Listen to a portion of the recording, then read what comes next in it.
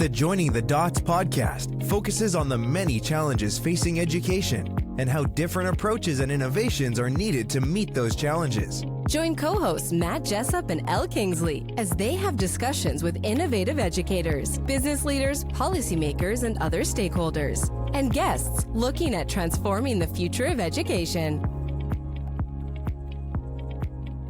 Well, it's another episode, Matt, and for those listening in just purely for the tunes, we've also got human beings to add to the mix for today's conversation. I'm trying to think what episode we're up to, Matt. It's certainly in the teens somewhere.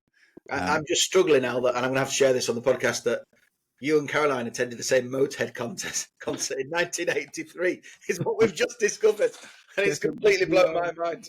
We are a trendy group here. And the fact that I've known Caroline for quite a while and we've just discovered a common early phase of liking to rock out, I think just adds another layer of coolness to our conversations. Absolutely. Lemmy runs deep. Absolutely. God bless him. Yes. So, Lemmy, yeah, blimey. So welcome to today's episode. We're going to be talking about all things rock of the 80s, and we're going to see who's coolest. I may have to slip away and find a leather jacket in due course with a few appropriate studs on the shoulders. But on a serious note, as we try and be a little bit on that line between just stuff that's going on at the moment. It's a pleasure to have you, Caroline Allams. Welcome to the show. Many folks, I'm sure, listening will know you from your amazing work with Natterhub and working on all things to keep our young people digitally safe, secure, and with agency in all the things that they do. We start with a bit of a, hey, can you tell us a bit about you? So for those listening, what would be a snapshot of what you'd like to share about your journey, Caroline? Thank you. Outside Motorhead. Outside of Motorhead. Yeah. Thank you so much for having me on. My background is education. I was one of those that grew up, playing schools and bossing imaginary children around the garden with a whistle and a cup of water, and happily found myself in teaching in York, and drawn to early years and Key Stage 1 for the love of learning through play, that creative opportunity to invite children to learn, and realised that social and emotional development was going to become, along with language development, was going to become my passion. And I mention all of this because, here I am on an EdTech podcast. I'm definitely not a techie. Fast forward, I developed Natterhub out of the realisation that we just put children on screens, and here we are. I wanted to create something that was experiential and scenario based, and it seems timely now that we're still dealing with problems that don't seem to be going away. So I've taught in the UK, globally, in Hong Kong, Barcelona, little stint in Amsterdam. I've been very blessed to have taught in exciting places. You've been all over the place, but we talk about all sorts of different topics. But what would you say now is the number one concern you have for our youngsters? What's the thing that you think is the biggest issue we should be mindful of and amplifying? The one thing. We could say a list of 10, couldn't we, really, here? There's an element of how do we keep them safe? There's an element of how do we actually make them feel like they fit? And there's an element of how do we make children happy? They all go in that mix, don't they? I think the relevance of our education system has to be sort of up there with, are we actually preparing them for life beyond school? And, what are those critical soft skills or the power skills, whatever we want to call them? What are they, and how do they tangibly fit into our our curriculum, so that teachers have a green light to focus on what really matters. I think that obviously navigating a digital landscape is key. and I think it's, pretty often underplayed because of a crowded curriculum. I think really it's about preparing children with what they need in order to thrive outside of school. Come on, Matt. That sounds like a conversation I have with you on a very regular basis. You absolutely build around those kind of core strands, don't you? Yes, we can. I think it's nice to see more and more people doing it, but I still think it's a niche group of people doing it. I think you've got it spot on there, Caroline, in that those power skills, those soft skills is a terrible term, is what the children need now more and more than the actual traditional GCSEs, or certainly alongside them. But our whole education system and the purpose of our education system is it needs a huge review, doesn't it? And it's not getting what it needs, really. Yeah, I think so often, we hear that children don't have the resilience, or they don't have the skills they need to be able to be flexible, to be able to adapt to. And I just think they're faced with so much. There's so much that children are dealing with, and now that outside of school, life is so kind of dopamine inducing and opportunistic if you've got access to it, and yet in school so often they are required to be sedentary, to be quiet, to not question, and if you like, an analog environment. And that switch between school and what they are experiencing outside of school, along with the bigger subjects that contribute to sort of generalized apathy for young people who kind of look ahead and don't see a clear route, or a clear path, when it's overshadowed by such big conversations around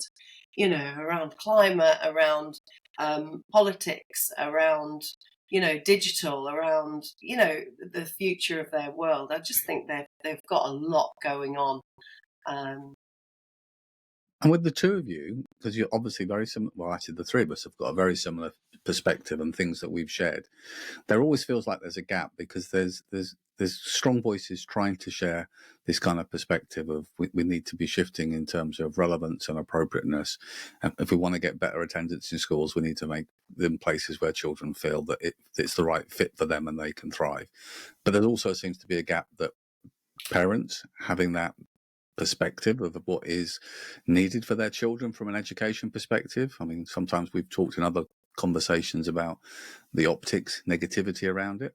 But, you do a lot of work focusing around, empowering young people to keep them safe, but also to navigate this new digital world in the right way. How do we close the gap around that and the needs of what learners should really be engaging with, actually educating parents as well?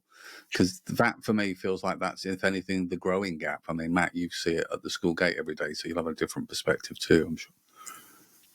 I think it's a very valid point, isn't it, really, that whatever schools choose to do with the pupils or learners of any age, you've still got that huge discrepancy amongst parents, that some are very active in ensuring their children are safe online.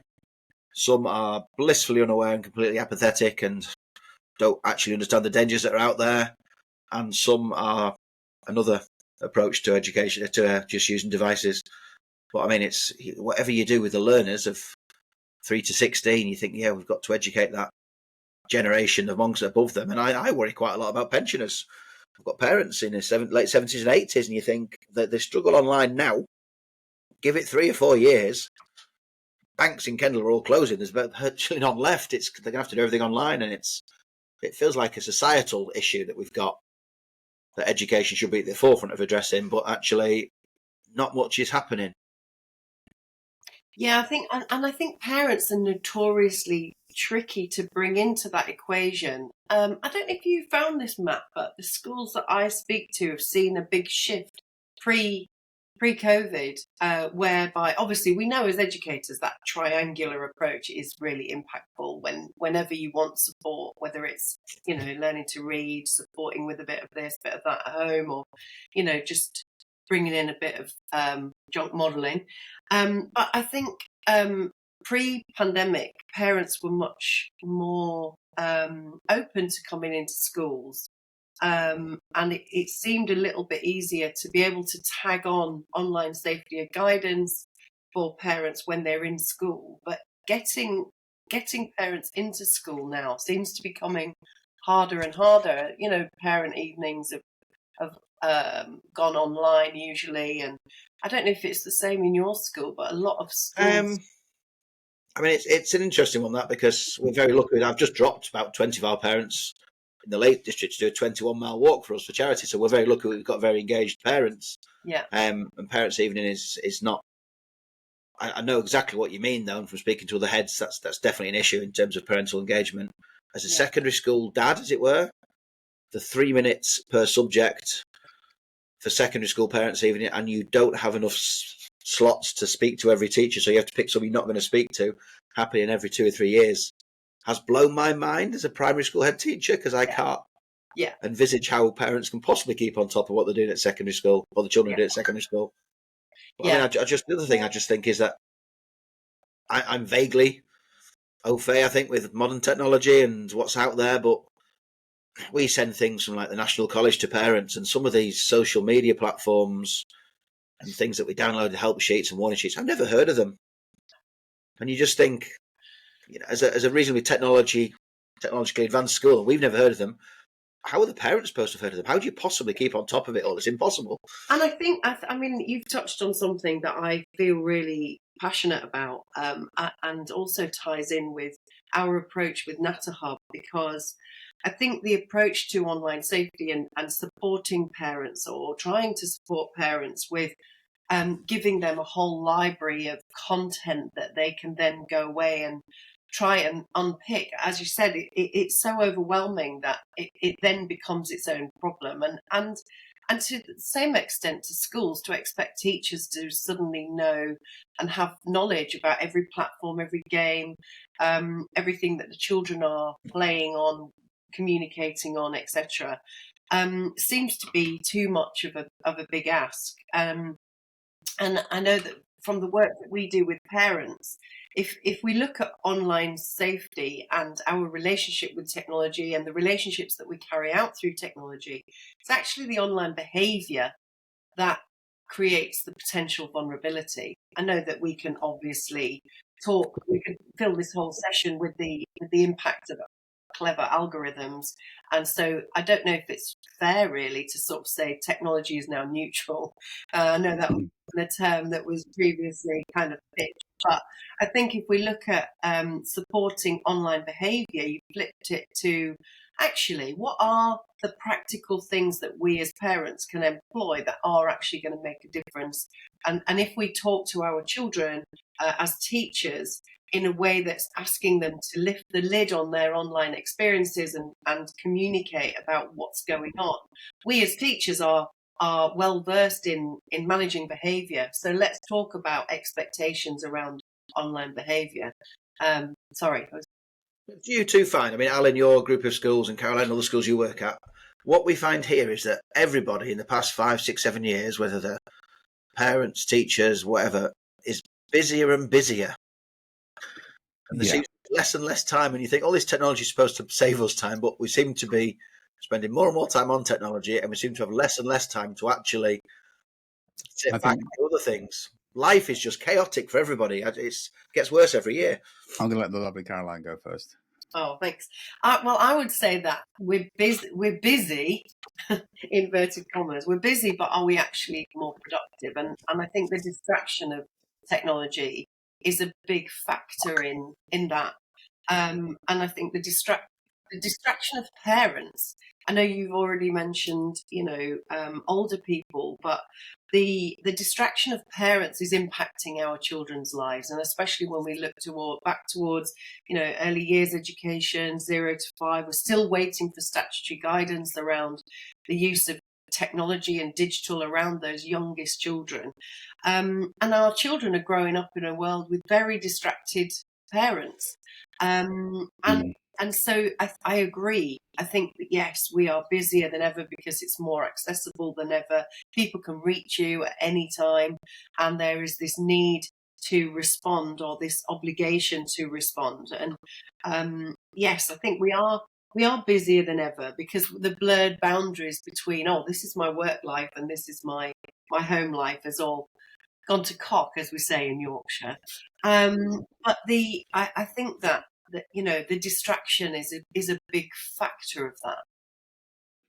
Yeah, it's an interesting one. I think not quite reminiscing back to our days rocking it with Motorhead, Caroline, but I do think we recognise that societal shift that, keep it really simple. When you left work, nobody could contact you till Monday morning. Then we have the advent of email. We have a phone that suddenly we can carry around with us. We have a watch that reminds us when there's a message, and it follows through. And I definitely resonate with you, Matt, when I see across our trust and our schools, where we always say, well, we're going to introduce some technology because it's going to free up some capacity and time. The conversation is never to free it up so that you can pause, reflect, go home early. It's to free up capacity and something else slips in. You've got more time to speak to some more parents, to follow up on something else. And that is a real challenge. But I do think this bit about the connection of recognising the link more closely with parents and students, it's very easy to say, well, it's just all on the schools, or it's just all on the students, and it ties in with, post-hate anxious generation, Caroline, this mindset that, the phone, just get rid of that device. Actually, I'm a real believer that one of the biggest changes, whether it's language adoption, whether it's confidence of our learners arriving in school, whether it's their biggest challenge for many coming into our school, is their readiness to move into early years foundation stage, has to be linked to the fact that a lot of the time it's the parent that's engrossed in the phone, that the conversation quota within the household has significantly diminished in the last 10 or 15 years. And that's not societal against certain cohorts of families. That's across the board. Technology has taken away more of the human interaction that happens, which is then got to be vocabulary adoption, all the other things. But I also think it builds into a child's social emotional well-being and mental health, in the sense of the proximity and accessibility of those parental figures that they can engage with. Now maybe I'm going off too far down that avenue, but I think sometimes we're so quick to look for something to blame. We don't think that actually there's a much bigger shift in the way that we act as human beings in those spaces. It's in your book, Al, isn't it, about somebody's suggesting using AI clip-ons or lapels or whatever for lonely children, and you think, blimey, if we're actually even considering that, I know. We have failed dismally as a family, as a society, as educators. Is it the point where I introduce Steve, who's my new best? I was going to mention Steve, and glasses as well, meta glasses. On a plus point, you can have an AI that always agrees with you. On a negative point, if anybody says that's a substitute for a human being, just stop them, because they clearly don't understand that the more our world becomes technology interlaced, the value comes full circle back to Caroline's point. It's those power skills. It's the most human aspects of what makes us that are what will allow us to stand out and be successful in the world. But that all ties back, Caroline, to children feeling, I guess, less anxious, feeling more comfortable in their space and their connections with others. Well, I think you mentioned stepping back and reflecting on our situation, and especially with technology. I think online safety and AI safety, digital citizenship has to come from a place of reflecting on. We know that children are, right from 9-10 months old, can swipe across a screen. Wow, we're so impressed that they're so clever.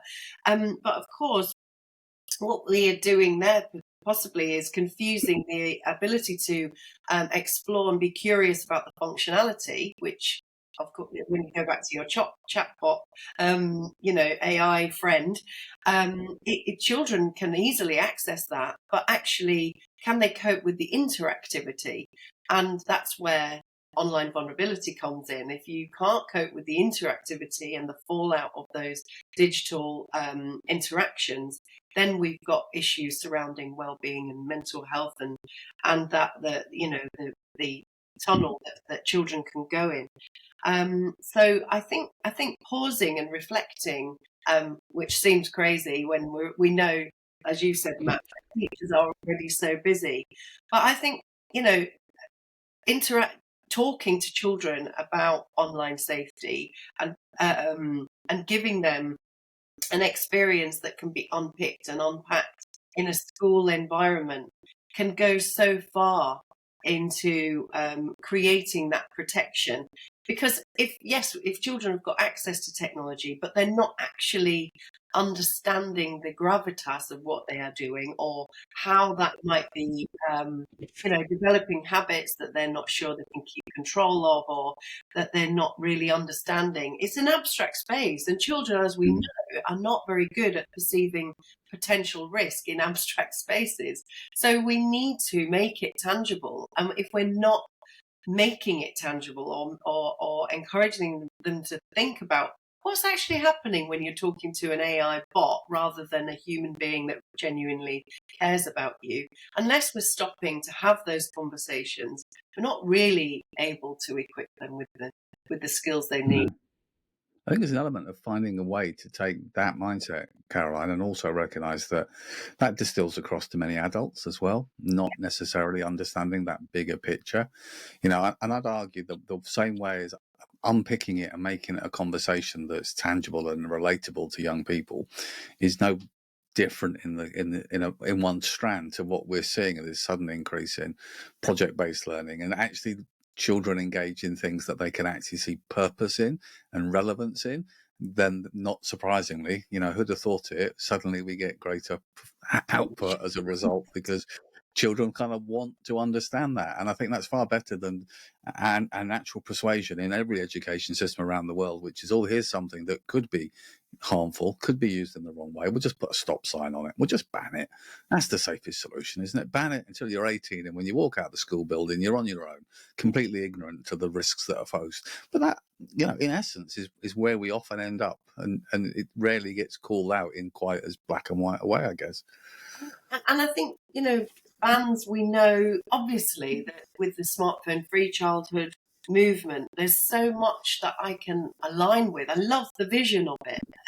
It would be great to think that our children come home from school and pull on their welly boots and run out and stay out till their, nourishing dinner is prepared and delivered. But that's not the reality of what we're dealing with right now. And I think the responsibility that we have as parents, as educators, that agency approach, that responsibility that we have, is that we have to educate children from where they are right now. And But you're coming from a healthy moderation point of view. Yes. It's a bit like those conversations was, I'm an expert and my recommendation is a child should have no more than 1 hour on a screen per day. And it's like, hang on a second, isn't it about what the child's doing that's the conversation point we have? And that, absolutely, anyone can say, look, you should be able to have access to a device. I agree. Child should better spend 20 hours a day playing Minecraft on it. Well, clearly there's a parenting issue there, but as always, there's much more nuance that you try and build into that conversation, I guess. Can I just ask Matt a question? Al, you were just talking about, obviously, something that I'm super passionate about, that inquiry-led, that experiential, scenario-based learning. How much leeway do you feel that you have in your school to include that kind of pedagogy when you've got, SATs to pass? Ugh. Is there a disconnect? And can you probably tell that? I think I'd have to sit back and be honest and say that when I started as a head, which is 13, 14 years ago at this school, the focus was on SATs and league tables. And now my focus every year is on giving the staff, and it is the staff that drive it all, the freedom, and I facilitate, and they do amazing stuff. And I never walk in a class and see kids sat there in rows quietly doing stuff. They're always engaged and active and things like that. Our two core strands are technology and outdoors. So we try and balance it out, because we've just written to parents to say we're going to teach your kids how to use AI, because I'm of the firm belief that they're seeing it all the time, they're using it all the time, they don't even know it, but they need to know the ethical aspects behind it. They need to know about, actually, when they're talking to Alexa, that is using what they're asking it and learning about them, and they're going to see a marketing email appear in their email accounts or later on. And the sooner we start to do it, the better. But yeah, the staff have complete freedom here. We are, within that, very aware that Ofsted will be here in 2.5 years, and already sort of saying we're probably going to get slated. Our SATs results, having said that, are above national average, so you never know. But last time they came, they wouldn't report on the technology, they wouldn't report on the outdoor learning because now they were national curriculum. So, but I think I'm probably within that niche group of educators that take that approach. Yeah, no, which is sad. It is, and I we work with at schools, and there are some incredible, like yourself, visionary heads that, but I think I feel frustrated that it takes a level of bravery on your part to be able to give your teachers that autonomy and that freedom. I think it's more anger on my part. No, but it's more anger than bravery. But I mean, I've got two daughters at secondary, and they are, and I keep slating this secondary school in some ways. It is a lovely secondary school. The pastoral care is off the charts. Yeah.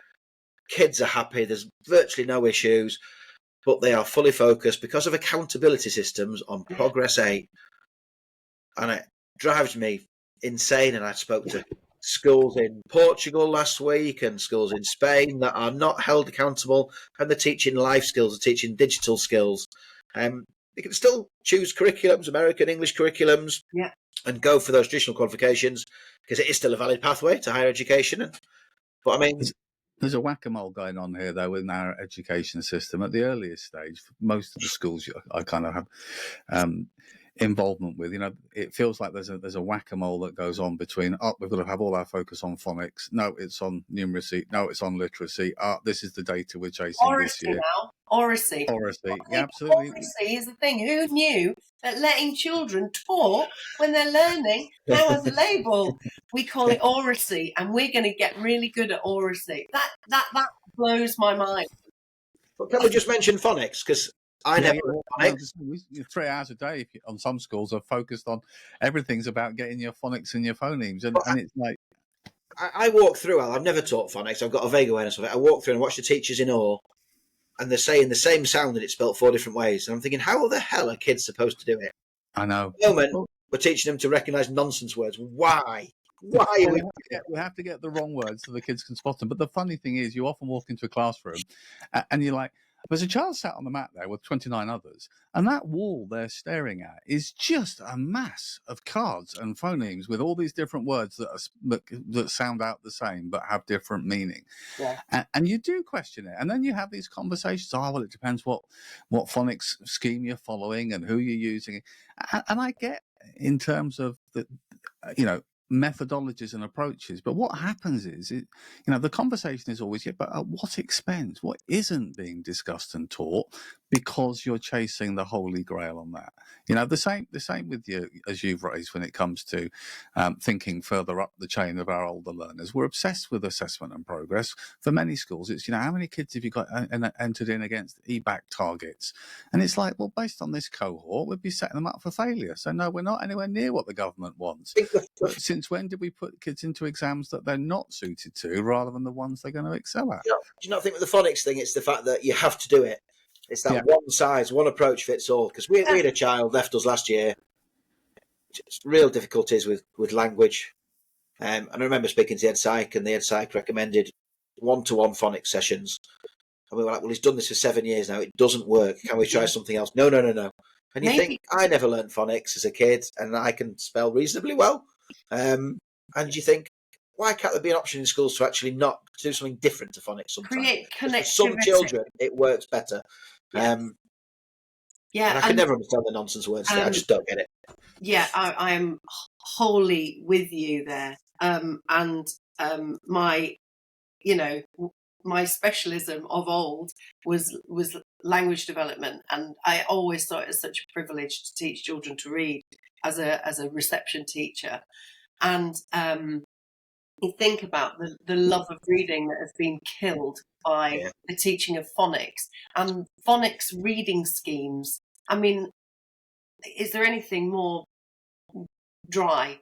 But the some of the books, Caroline, and the schemes are so bad, horrific. So dull, and you think, how are we supposed to get kids interested in reading? Yeah, exactly. But you must use one of these schemes, You must use one, though. You go through no, you're not on blue, you're on green, and don't move outside of that.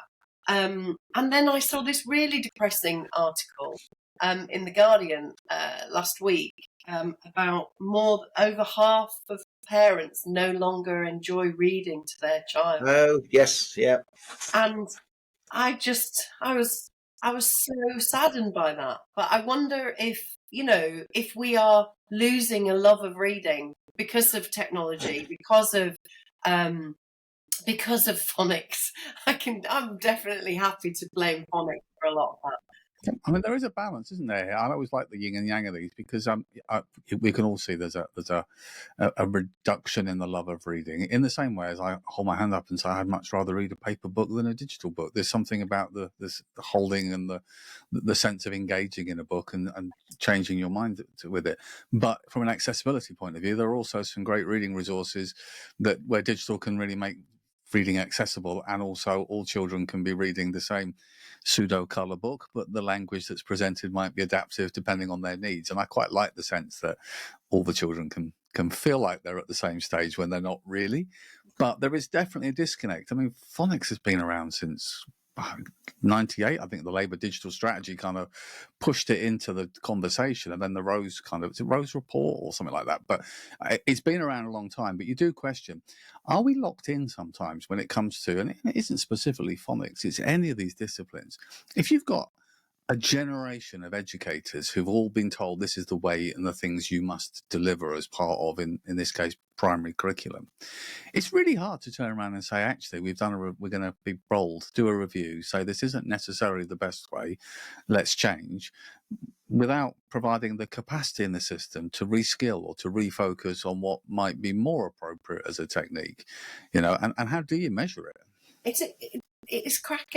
It's crackers, isn't it, that our education system is so politicised that we can't easily access research-based approaches that work, because we are, funneled towards this box-ticking exercise of, meeting targets, and that one size fits all. Sorry, I'm going to let Matt answer your question in a minute, Al, but what that you were saying about having a balance.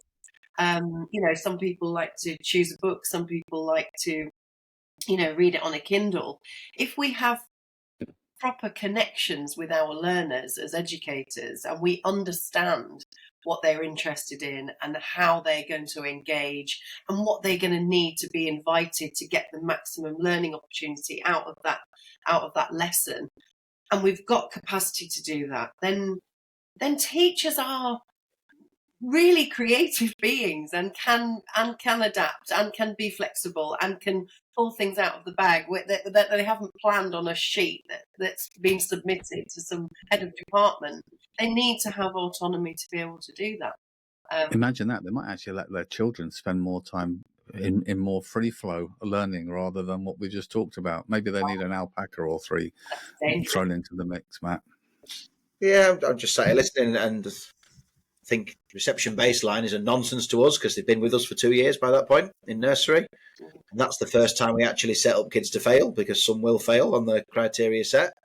Reception baseline is of no use to us as a school. The teacher is of no interest. The reports are absolutely pathetic anyway. It's a stick to beat us with progression. Come on, don't sit on the fence, Matt. Oh, no, I never do. The phonics test is the next time that some are going to fail, and they're labelled as such, and then they might fail again in year 2. Then you've got year 4 times tables test, which actually I'm not as against that one, because I think if you know the basic maths things, you've got a big head start. SATs, schools aren't interested, our families aren't interested, the kids aren't interested. What the hell are we doing them for? Because we did them within 2 years in COVID, we didn't bother. There was absolutely no downside to that whatsoever. But yeah, I think it's everything you're both saying resonates with me a lot, and it's our connected world, the same way as in previous conversations we've had, Matt, with guests. We've talked about how, our A-level standards have been set up based on what universities wanted, so they could create their own measures and thresholds many, many moons ago for admission criteria, and that filters all the way down. Their argument, in many regards, is SATs for the benefit of the child and the parents, or is it so that schools can have a more effective Progress 8 measure, they think, when the child moves through into a secondary You've got to have an active baseline to measure against.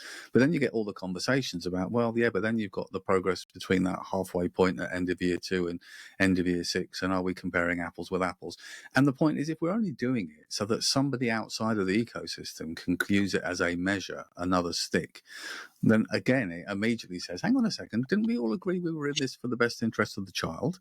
Do you think this is an England thing, though, or a UK thing? And like, our educators in this country, they're the only thing keeping the education system going, despite all the challenges. I'm a big believer, they're in it for the right reasons. But in other countries, educators being checked by external accountability systems and lacking the respect and the freedom to do what they think is best wouldn't be tolerated.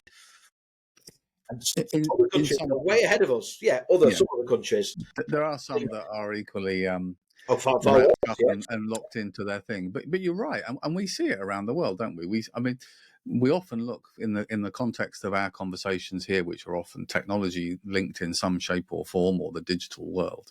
We often look to the independent sector that tend to be flying the flag a couple of years ahead, based on their resources, frankly, to try new things, and we see how that ripples through. But we also see national education systems pivoting when they see opportunity. Now, most recently, we've got countries saying we're going to make sure that every child has AI as part of the curriculum. Well, with the best one in the world, we can all sit here and say that's meaningless until we actually talk about context and relevance and what that looks like.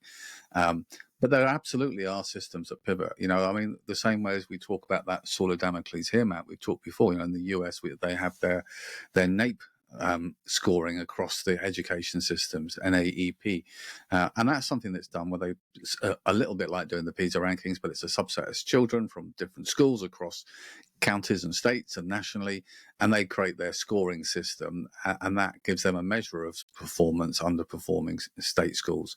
But there is a bit of a tag with that, much as I'm not a fan of the NAEP scores, because again, it's all that thing about we're all driven to read the data. There is also some money that comes with the context of your school's underperforming. You need to focus on this area. Here's some resources to help you on the way. And I would argue the same would apply. If we started talking about these we're all doing these league tables for what person, just so that somebody in Whitehall can say this region's better than this region. If it came with a thing that said, actually, you're struggling here, we're going to give you some funding, so you've got some extra capacity for teaching assistants or whatever it might be that you need as extra support and nurture, people might say, well, thank you. But as it stands, we get you're not doing well enough, improve.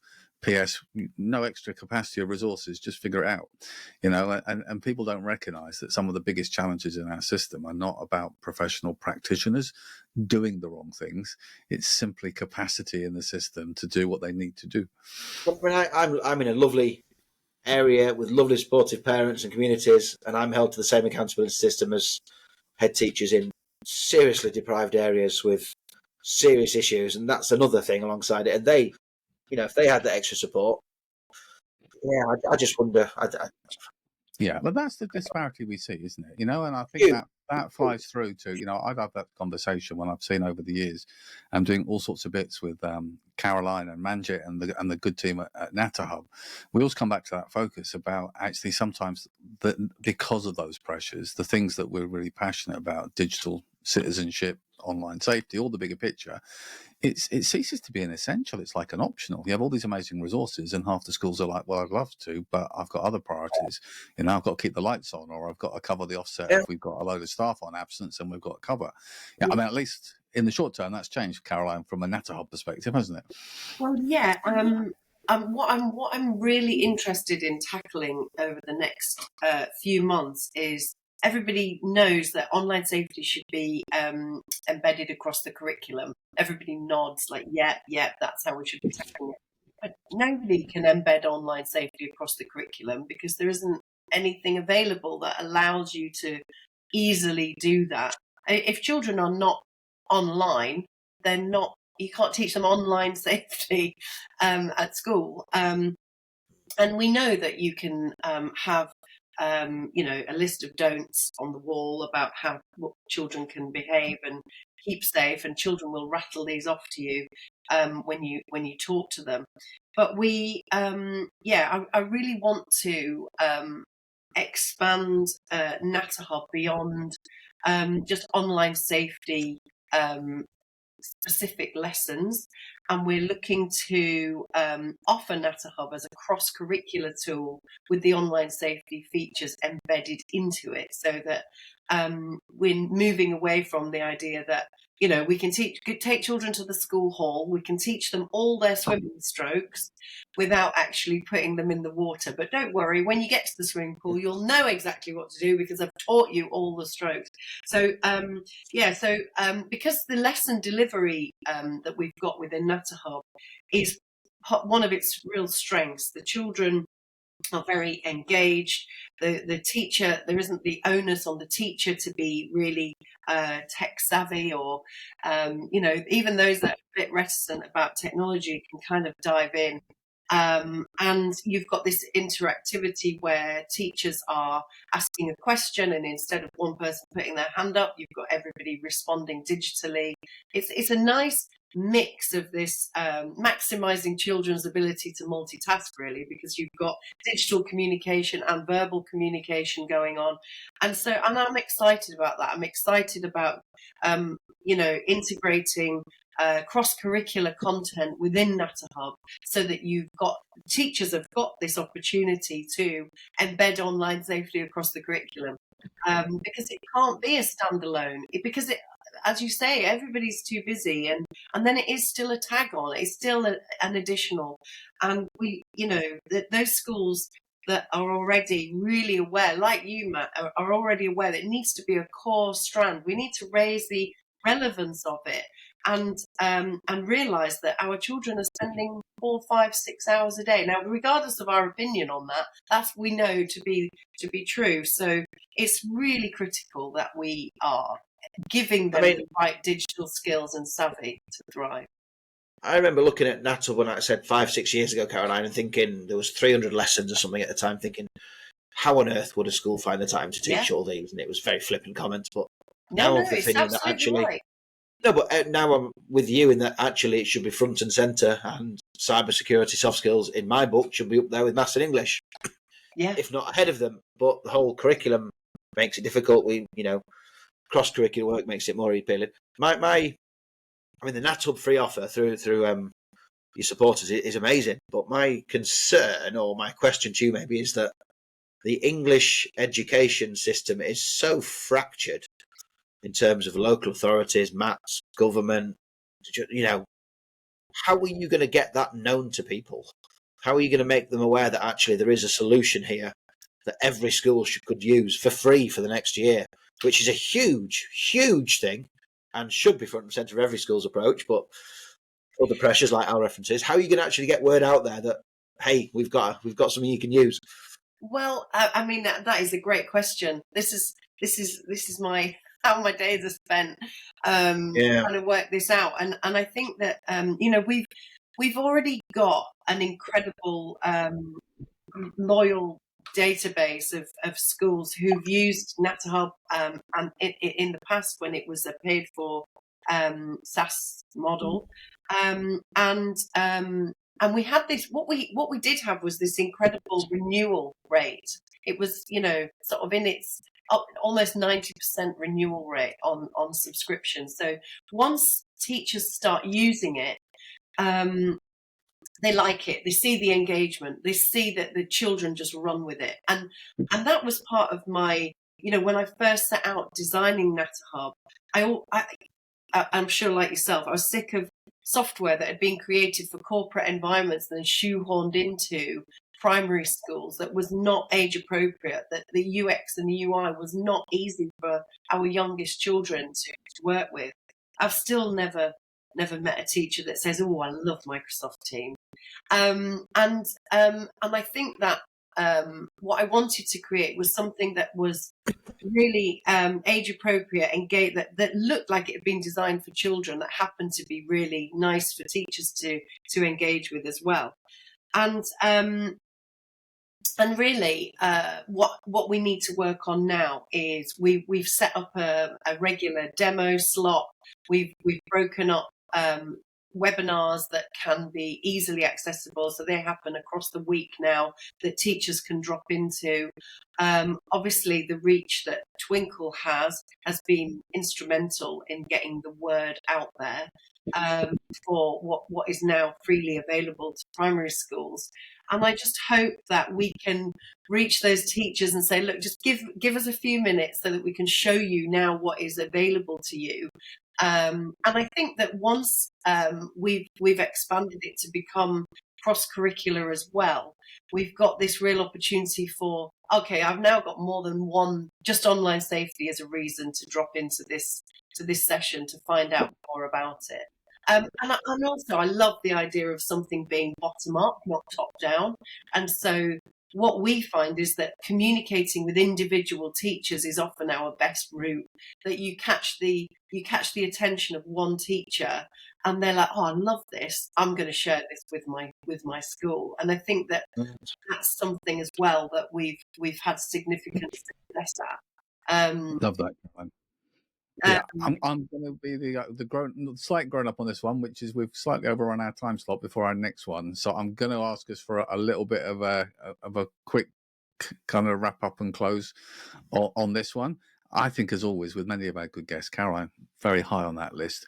We'll probably end up doing another discussion in due course and continue because there's so many things to cover.